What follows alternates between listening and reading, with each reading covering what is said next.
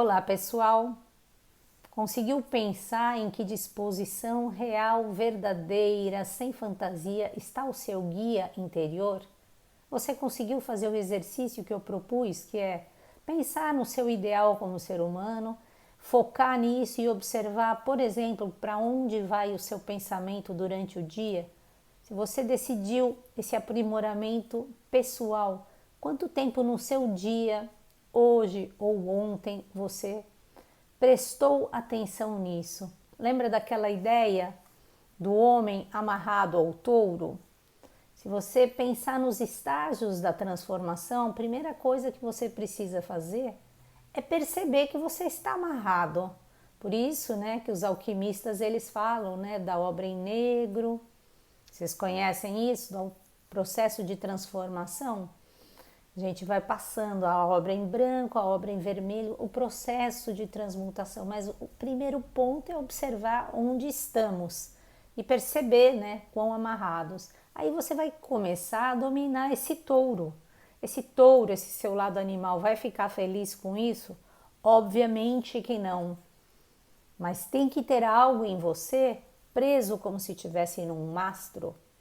A mitologia ela também conta várias histórias sobre isso, Um mastro que é o centro de você mesmo, para que você não seja arrastado, por exemplo. Imagina você dentro de um navio, balançando o tempo todo. Como é que você pode fazer, por exemplo, para não cair no mar? Você se amarra ao poste, você está ali centrado e aí não tem como essas oscilações te jogarem para o fundo do mar. Então aqui ele nos começou ontem, a perguntar como é que está o seu interior. Você acha que você está enxergando as coisas realmente como elas são? Você acha que alguém pode prejudicar você com alguma crítica? Aí ele continua, item 35. Perder não é mais que mudar. Mudar, eis o que gosta de fazer a natureza universal, e é de acordo com os seus planos que tudo se produz felizmente. Tudo se produziu sob o mesmo aspecto, desde a eternidade, e se reproduzirá sem fim sob formas análogas. Por que dizes que tudo andou sempre mal, que tudo andará sempre mal, e que jamais se encontrou entre tantos deuses uma potência capaz de lhe dar remédio, e que o mundo está condenado a ser acabrunhado por males perpétuas? Tem muita gente que faz isso, gente? Não sei se nós estamos fazendo, mas há que se olhar para a gente. Às vezes a gente acha que não está fazendo isso verbalmente, mas de alguma maneira em comportamento nós achamos que está tudo mal, e porque está tudo mal eu não vou ser ético, eu não vou ser justo, porque afinal está tudo mal, isso nunca vai se ajeitar, então também posso ser um pouquinho esperto, esperta. Então presta atenção, continua ele aqui no item 36.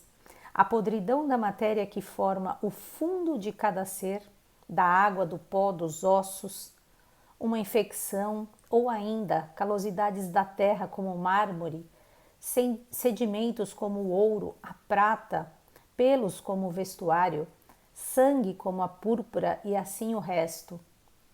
O teu sopro também é alguma coisa análoga e que passará de uma a outra destas categorias. Basta desta miserável existência de resmunguice, de trejeitos. Por que te perturbas? Que há nisso de estranho? Que te fez sair fora de ti? A causa? Examina-a. A matéria? Examina-a. Fora disso, nada mais. Mas, virado para os deuses, torna-te doravante mais reto e melhor. Venha dar no mesmo ser testemunha desse espetáculo 100 anos ou 3 anos. Novamente ele mostrando a finitude da vida e o que precisamos fazer. Se estamos fazendo a nossa tarefa, tanto faz vivermos 100 ou 3 anos. O que precisamos? Ser retos e melhores. Ele diz aqui, pare com essa resmunguice. E a gente às vezes também não percebe isso, que estamos o tempo todo resmungando, que nada está do jeito que a gente gostaria, que aquele outro fez alguma coisa. Então, para e observa da onde está vindo todo o mal, né? Qual é a causa desse sofrimento? Na maioria das vezes a gente vai olhar que não está nada fora de nós, mas na maneira como nós estamos vendo a vida, na maneira como estamos reagindo a ela. Continuando aqui mais um pouquinho. Item 38. Se ele cometeu, uma falta, é aí que está o mal. Mas talvez ele não tenha cometido uma falta. Ou tudo provém do mundo, visto que ele forma um só corpo, de uma só fonte inteligente, e não é preciso que a parte se lamente do que se faz no interesse do todo. Ou não há senão átomos, nada mais que desordem e dispersão. Neste caso, por que te perturbas? Diz ao guia interior: estás morto, estás aniquilado, não passas de um bruto, um comediante. Misturaste-te ao rebanho e pastas, ou seja, se não sabemos mais quem somos, se não vemos mais a ordem, se estamos tão identificados, mesmo que não percebamos, com esse animal, estamos perdidos, porque se julgamos que não há ordem alguma, então vamos nos perturbar com o que, né? E se, no entanto, sabemos que existe uma ordem, novamente vamos nos perturbar com o que? Sabemos que quando há ordem, há lei e há um caminho a ser percorrido. Não significa que durante a trajetória tudo seja agradável do jeito que gostaria a sua personalidade, a minha, claro, também débil, que quer conforto e facilidades. Mas a pergunta é: em que momento da sua vida, ou eu posso pensar na minha, em que momento da minha vida ou das pessoas que eu conheço eu vi maior crescimento nelas? Vocês acham que foi no momento em que estava tudo muito bem, perfeito, que a pessoa estava ali viajando com seu namorado, pai e mãe, ou vivendo no conforto no seu sofá, ou foi quando a vida vem e traz uma puxada de tapete e a pessoa acorda no outro dia e fala: meu Deus, onde estou, né? Meu mundo desabou e agora faço o quê? Aonde você pensa que a pessoa cresce mais? Isso significa que só se cresce com sofrimento? Não, porque o sofrimento é um estado emocional. Podemos passar por tudo isso sem sofrer, enfrentando o desafio. Só que isso já é um estágio mais avançado, né, do que perceber que estamos ali simplesmente amarrados no touro, que queremos nos libertar do touro, que precisamos alimentar então o nosso lado espiritual. É um processo mais longo, mas são etapas, são passos numa escada. E não adianta você querer chegar no degrau lá de cima se você não avança o passo onde você está no exato momento. Vamos continuar só mais um parágrafo. Ou os deuses não podem nada, ou podem alguma coisa. Se nada podem, por que os imploras? Mas se podem alguma coisa, por que não lhes pedir antes que te concedam nada temer, ou nada cobiçar, ou não te afligires por nada disso, em vez de lhes pedir que uma dessas coisas não te suceda ou que te suceda? Com efeito, se podem prestar ajuda aos homens, podem também prestá-la para os fins que disse. Mas dirás talvez: os deuses puseram isso em meu poder. Então não é melhor usar o teu poder, conservando a independência, que procurar atingir na escravidão e no aviltamento o que excede o teu poder?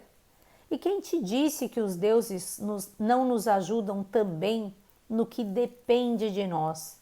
Começa por os implorar e verás. Essa passagem é belíssima.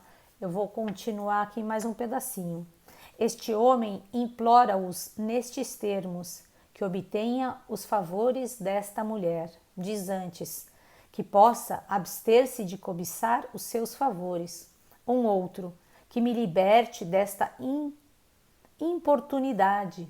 Tu, que não tenha sequer necessidade de me libertar dela. Percebe a diferença? Uma coisa é pedir uma ajuda para me libertar de alguma coisa que não me parece boa, e a outra é pedir que eu sequer tenha essa necessidade de me libertar. É muito mais, né? Um outro, que não perca o meu filho. Tu, que não trema a ideia de o perder. Olha que grandiosidade, né? Ao invés de você pedir pela saúde do filho, para você não perder, você pensa e você pede, né? Que eu não tema a ideia de o perder, porque eu sei que está tudo certo e que, de fato, nunca o perderei, talvez apenas fisicamente. Em suma, muda assim as tuas preces e observa o resultado. É maravilhoso isso. Ele me faz lembrar vários livros aqui que eu já li, que eu já ouvi, que fala justamente dessa questão da prece, né? Que muitas vezes nós usamos essa prece como uma troca com Deus, né? Deus, eu faço isso e você me dá aquilo. A gente tá ali sempre negociando e negociando pequeno. Assim, se você estivesse diante de Deus hoje, agora para e pensa e depois reflete, por exemplo, sobre isso. O que de fato você pediria?